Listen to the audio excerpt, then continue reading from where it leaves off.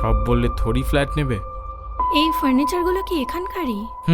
Actually এখানে যে মালিক তারা তো এখন বিদেশে থাকেন, তো আপাতত এখানেই রাখা আছে। ওরে মন বলি শোন, করবো না যে বারণ, ছুঁয়ে দিস অকারণ।